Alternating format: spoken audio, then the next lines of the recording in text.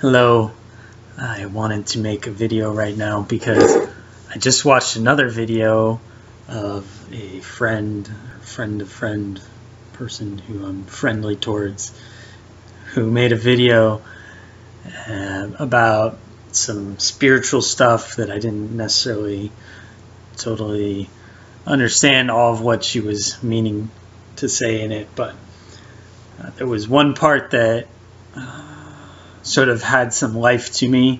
And actually it's kind of funny because the part was where she mentioned the releasing of life force energy, the release of power of life force, and that's kind of funny that that was alive for me, that out of everything she said, that released life force energy for me. And so here it is, this life force energy that has been released, coming out, manifesting through this video experience. And so I wanted to explore that. What is that? That thing that happens when life force arrives in present moment experience. Because there can be this sort of flat, dead, ordinary sort of hologram of reality that we can live in, that's sort of living in this sort of mentally created flat space of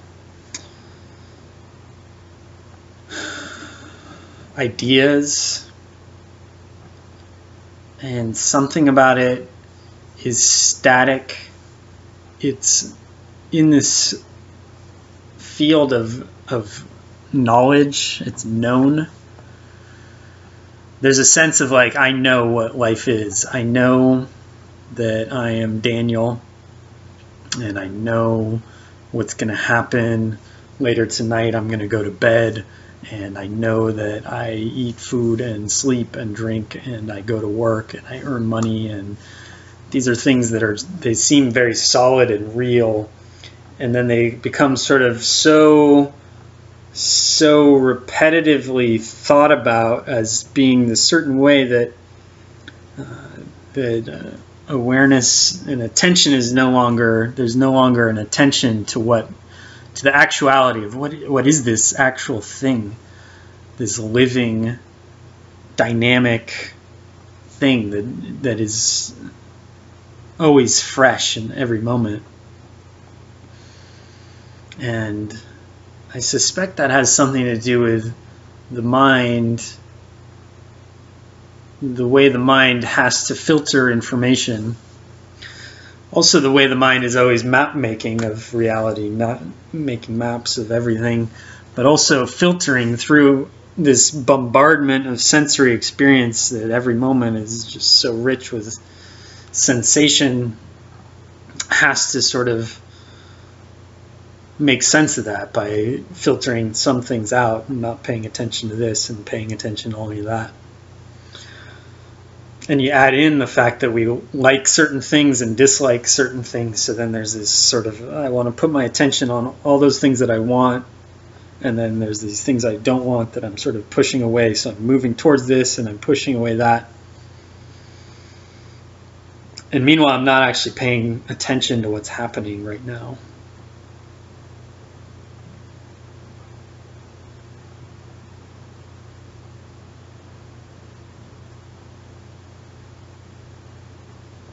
So she said something about contraction, exploring and diving into a contraction and a contracted state of mind in a way that's rediscovering what's there, what's trapped in the contraction, and what is trapped in the contraction is a sort of life force. That was the way she was describing it. And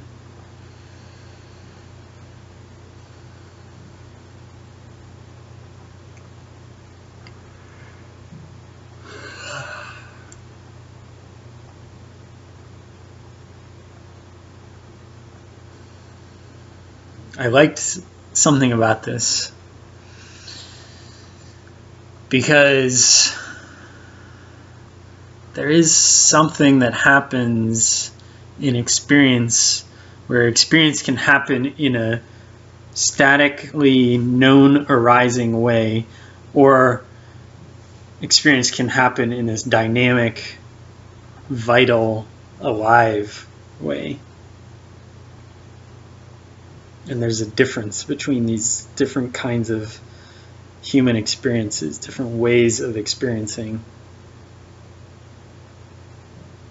And what's amazing about touching into that really alive experience is that there's something about it that's sort of mysterious, that it's coming out of the darkness, out of the mystery,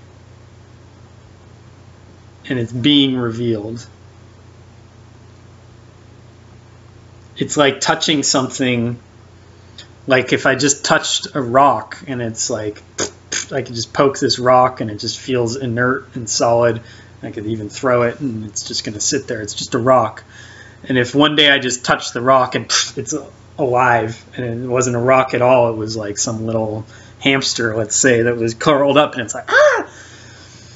So life becomes alive. It's like, what was that? What is this thing? And there's something about it that's the poking.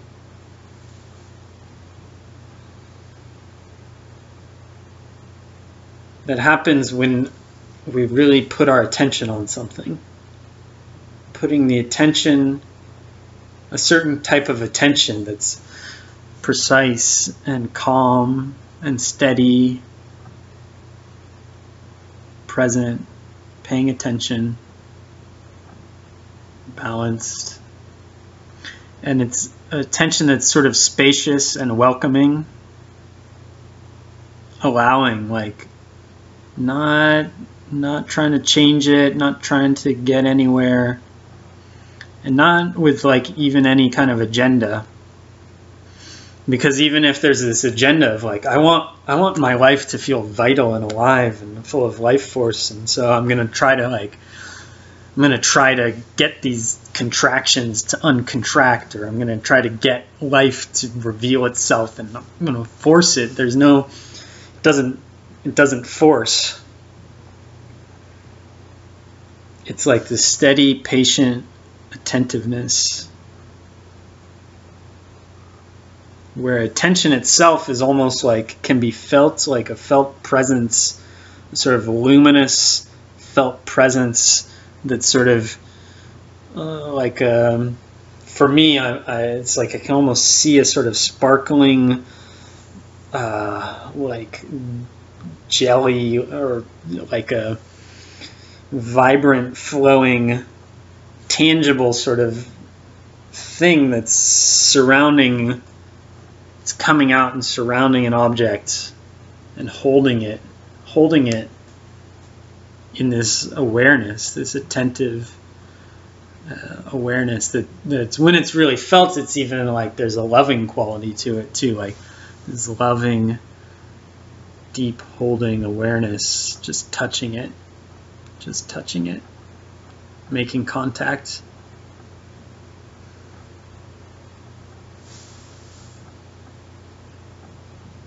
And then it reveals itself.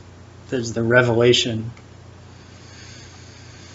And things can be unlocked, and life force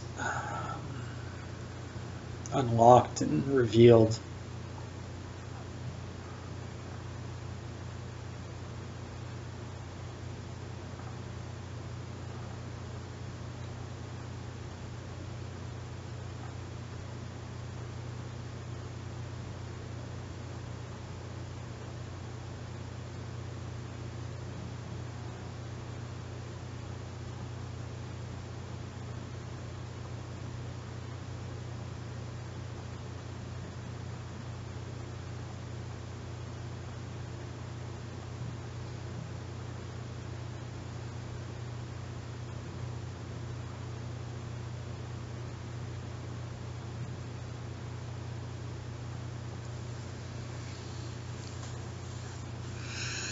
And I remember once I went to this spiritual teacher a while back, Mokshananda, in Santa Cruz, I believe, Santa Cruz, California. His name was Mokshananda. He was just some white dude who had a funny name. But I remember I was asking him about a sort of spiritual longing, drive, like longing. And his response was basically something like, "Oh yeah, that thing. Oh yeah, that thing. That is life force. That's life force itself." And that's one of the qualities of the longing.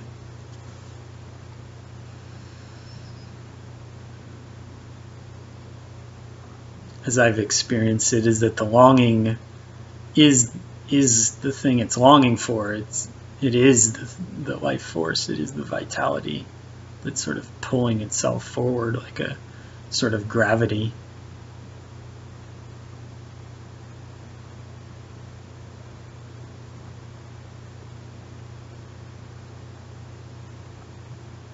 So what is a contraction then?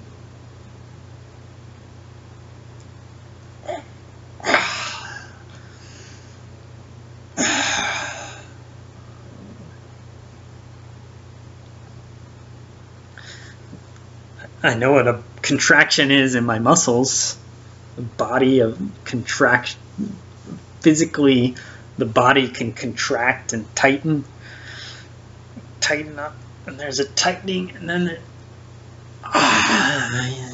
there's a relaxing. There's always a tightening and a relaxing. Nothing can just tighten forever on into infinity. And nothing can just relax until it's just infinite openness forever and ever and ever. But rather, life is a series of contractions and relaxations and contractions and relaxations and contractions and relaxations. And sometimes contracting and relaxing at the same time.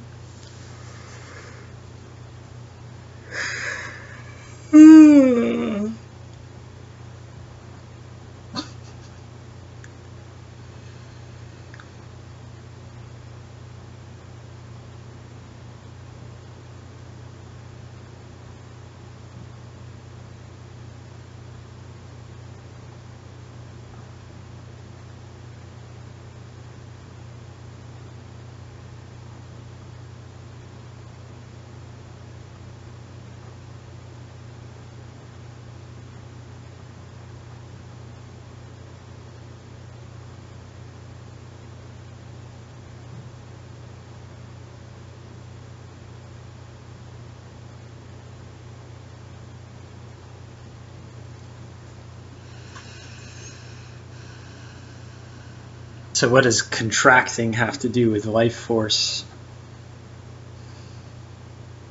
and movement? I'm not entirely sure. But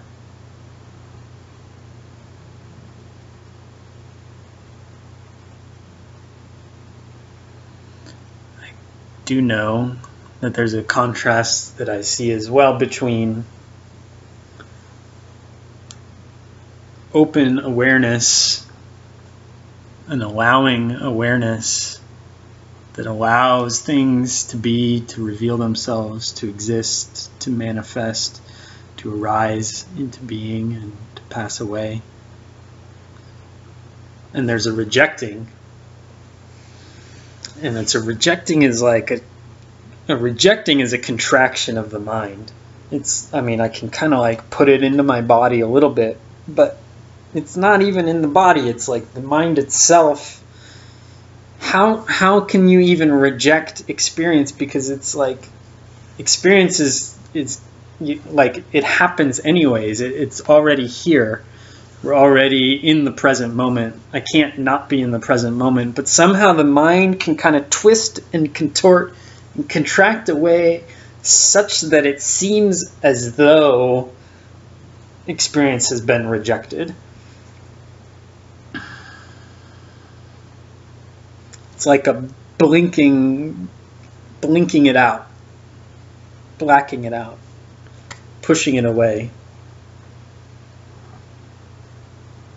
And the more we're rejecting our experience, denying it, the more we're kind of like slipping back into this world of delusion. That's delusion that's foggy and hazy and confusing, and it's no longer alive and magical and mysterious.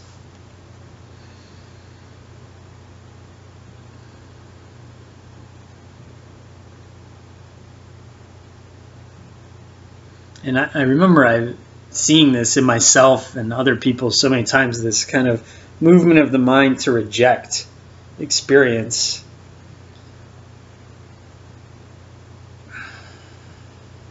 Even the simplest thing of like my breath. Like, I don't know, it's just breath. Like, why should I pay attention to my breath, right? If I'm meditating, why pay attention to my breath? It's just breath. It's just this. It's just this moment. It's just me sitting on a couch talking to a video camera. It's, it's just a computer screen. There's nothing there. It's like a trick of the mind. No, there's nothing there. There's nothing there. But there's life there. There's existence. There's this existence of being alive, of existing at all. Existence is happening right now.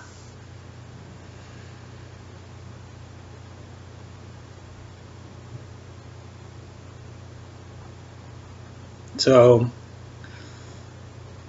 maybe that has something to do with what she was saying, or maybe not. But that was my own exploration, and I wanted to share that with you.